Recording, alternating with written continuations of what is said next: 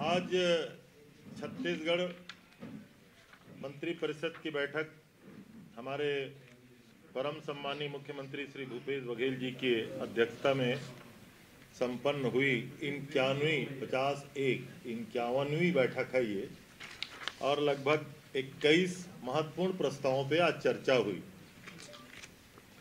आज के कैबिनेट का जो सबसे महत्वपूर्ण फैसला है वो ये है कि 1/11/2004 और उसके पश्चात के नियुक्त राज्य के कर्मचारियों हेतु पुरानी पेंशन योजना, माननीय मुख्यमंत्री जी ने पुरानी पेंशन योजना लागू करने का निर्णय लिया।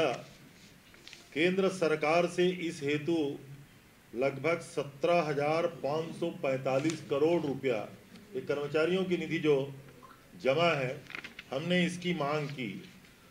केंद्र सरकार लगातार ये राशि देने के लिए अब केंद्रीय वित्त मंत्री माननीय निर्मला सीतारमण ने तो मना ही कर दिया। केंद्र सरकार के राशि वापस करने की मनाही के बाद भी हमने छत्तीसगढ़ सरकार ने पुरानी पेंशन योजना को लाभ कर्मचारियों को देने का निर्णय लिया है। इसके तहत लोक सेवकों को अप्रैल 2022 से ही छत्तीसगढ़ सामान्य भविष्य निधि का सदस्य माना जाएगा। 1 नवंबर 2004 या उसके बाद नियुक्त तिथि से 31 मार्च 2022 तक एनपीएस खाते में जमा कर्मचारी अंशदान और उस पर अर्जित लाभांश शासकीय कर्मचारियों के एनपीएस नियमों के तहत देय होगा। कर्मचारियों को राज्य शासन के अंशदान और अर्जित लाभांश जमा करने पर ही पुरानी पेंशन की पात्रता होगी। इसके लिए शासकीय सेवकों को एनपीएस के अंतर्गत बने रहने, दोनों उनके लिए विकल्प देने की छूट प्रदान किया गया है। पूर्ववत बने रहने या पुरानी पेंशन योजना का लाभ प्राप्त करने का विकल्प शपथ पत्र में देना होगा। यह विकल्प ही अंतिम और अपरिवर्तनीय होगा। माने जो कर्मचारी पुरानी पेंशन योजना का लाभ लेना चाहते हैं या नई पेंशन योजना के अंतर्गत, तो दोनों में विकल्प उनको देना होगा। लेकिन सरकार ने इस व्यवस्था के तहत अब पुरानी पेंशन योजना को केंद्र सरकार की मनाही के बावजूद भी, राशि देने में मनाही के बावजूद भी लागू करने का निर्णय लिया है। दूसरा महत्वपूर्ण निर्णय, केंद्र सरकार ने सभी राज्यों को भेजा है कि जो पूरे देश में चर्चा है ऑनलाइन जुआ का, महादेव ऐप जैसे इस प्रकार के जो कुरीति है, केंद्र सरकार ने भी कहा है स्टेट इसके लिए कानून बना सकता है। आज एक विधेयक, छत्तीसगढ़ जुआ प्रतिषेध विधेयक 2022 को कैबिनेट ने मंजूरी दी है। अब ये विधानसभा में आएगा और ये एक्ट स्टेट एक्ट के रूप में अब छत्तीसगढ़ में लागू हो जाएगा। तीसरा सबसे महत्वपूर्ण निर्णय ये है कि शाला भवनों के मरम्मत की विशेष योजना, जिसके लिए एस्टिमेट किया गया है लगभग 780 करोड़ रुपया, हमारे पास बजट में 500 करोड़ की उपलब्धता है।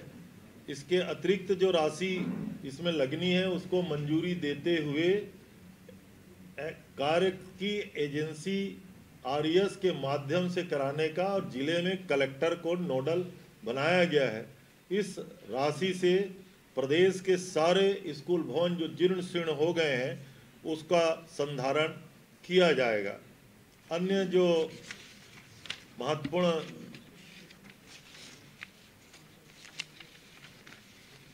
निर्णय हुए हैं वो ये हैं कि हमने निर्णय लिया है कि राष्ट्रीय खाद्य सुरक्षा अधिनियम सहित छत्तीसगढ़ के सभी राशन कार्ड धारियों को जो एनएफएसए के अंतर्गत और छत्तीसगढ़ एफएसए के अंतर्गत माह जनवरी 2023 से दिसंबर 2023 तक खाद्यान्न का वितरण जैसे अभी निःशुल्क दिया जाता है वो जारी रहेगा।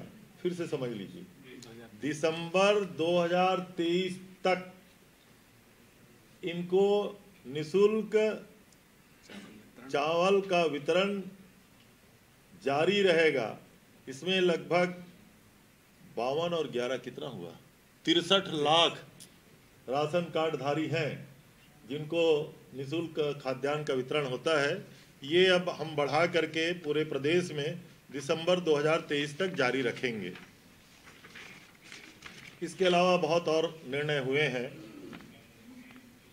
रायपुर जो नवा रायपुर हम लोगों ने जो बनाया हुआ है उसमें क्षेत्रफल श्रेणी के आधार पर जो भूखंडों की लीज प्रीमियम है दादी पूर्व निर्धारित है, लेकिन हम लोग देख रहे हैं कि वहाँ उठाव नहीं हो पा रहा है रेट और इंटरेस्ट ज़्यादा होने के कारण।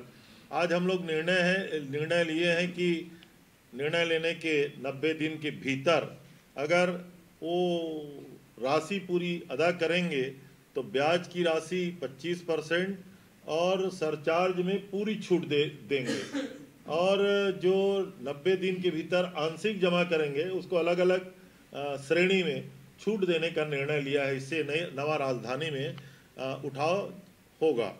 एक अन्य निर्णय में अनधिकृत विकास का नियमितीकरण, ये पार्किंग जो अनधिकृत का यूज़ कर रहे थे उस पर पिछले बार हमने निर्णय लिया था कि जो वायलेशन 50% तक किए हैं उसको नियमित किए थे। अब इसको बढ़ा करके 75% तक के भी वायलेशन को हमने नियमितीकरण के दायरे में लिया है। एक और सबसे महत्वपूर्ण निर्णय ये हुआ है कि छत्तीसगढ़ में हमने दुर्ग के चंदूलाल चंद्राकर स्मृति चिकित्सा महाविद्यालय का अधिग्रहण किया है। उसकी परिसंपत्तियों के मूल्यांकन के संबंध में जो विधेयक पारित हुआ है, मूल्यांकन से दुगने तक की राशि देय होगा, ऐसा विधेयक में पारित पिछले विधेयक पारित प्रस्ताव है। तो टोटल जो मूल्यांकन अभी आया है वो लगभग 130 करोड़ के आसपास, जिसमें वाहन और जो उपकरण है उसको शामिल नहीं किया गया है, उसको दान माना गया है। वाहन और उपकरण के सिवाय टोटल जो मूल्यांकन 130 करोड़ रुपया दुगने तक की राशि विधेयक के में दे ऐसा माना गया है। लेकिन आज कैबिनेट ने फैसला लिया है 1.15 माने 1.5 गुना भी नहीं ना, 1.15 के वृद्धि करके उनको राशि देय होगी। आज मंत्रिपरिषद ने इसको पारित किया है। एक बहुत महत्वपूर्ण और निर्णय हुआ है, जो जुडिशियल इंक्वायरी भीमा मंडावी माननीय विधायक जी की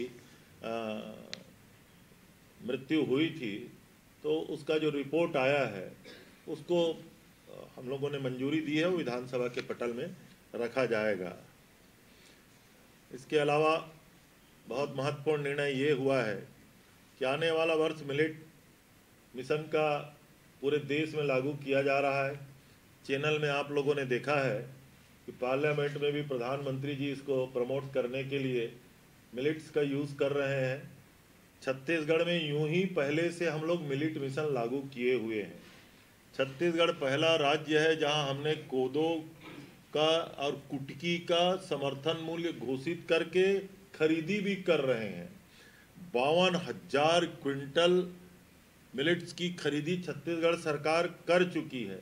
अब चूंकि अगला वर्ष पूरा इसके प्रमोशन का वर्ष रहेगा, तो सभी विभागों को मिलेट्स की यूज़ को बढ़ाने के लिए एक नीतिगत निर्णय लिया गया है। उसमें जवाबदेही तय किया गया है। एक प्रस्ताव ये किया गया है, जैसे पीडीएस चलाते हैं आदरणीय, इनके यहाँ भी मिलेट्स का यूज़ किया जाए। जैसे रेडी टू ईट चलता है महिला बाल विकास में, वहाँ उसका कैसे यूज़ किया जाए। और तो टूरिज़्म डिपार्टमेंट में जो बड़े बड़े होटल वगैरह चलते हैं, वहाँ मिलेट्स का उपयोग कैसे किया जाए। तो कुल मिला के ये आशा है कि मिलेट्स का उपयोग ज़्यादा से ज़्यादा बढ़े, ताकि छत्तीसगढ़ में ये इसका उत्पादन जो लगातार बढ़ रहा है, 52,000 क्विंटल तो हम खरीदी कर चुके हैं। 3 योजनाओं का विभिन्न विभागों को जवाबदेही तय किया गया है। परिवहन विभाग के 2 छोटे छोटे प्रस्ताव थे। एम्बुलेंस, पिछली बार क्या हुआ था, कोरोना के बाद एम्बुलेंस की खरीदी कुछ बहुत बढ़ी हुई है, तो उसके जो शुल्क है उसमें थोड़ा सा एम्बुलेंस की खरीदी और बढ़ेगी, कोई बहुत ज़्यादा इजाफा नहीं, लेकिन आंशिक रूप से, ताकि वो रेगुलराइज रहे।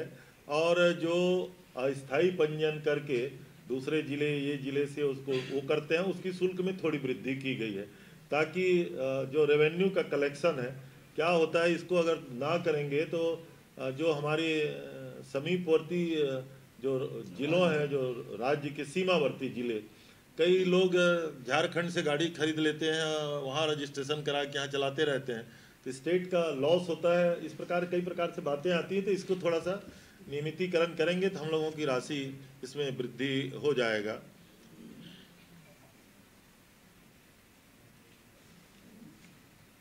नगरीय प्रशासन का बताओगे क्या? एक नगरीय प्रशासन में महत्वपूर्ण निर्णय लिया गया है। जो कॉलोनाइजर से हम लोग 25% EWS और LIG के लिए जमीन लेते थे, मध्य प्रदेश ने इसको संशोधन किया है। कॉलोनियाँ और बढ़े, उनकी मदद हो, तो 25% पहले होता था, 15 EWS के लिए, 10 LIG के लिए, ऐसा बंधनकारी कानून था कॉलोनाइजर के लिए। इसको हमने कम किया है, इसको 15% किया है।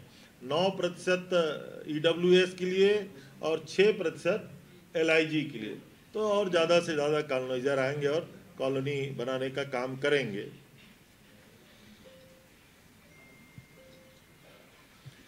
ये 2 प्रस्ताव है, एक तो नगर पंचायतों का है, एक नगर निगमों का है, नगर पालिकाओं का है। और एक प्रस्ताव कौन सा छूट गया? EWS के लिए 9 और LIG के लिए 6।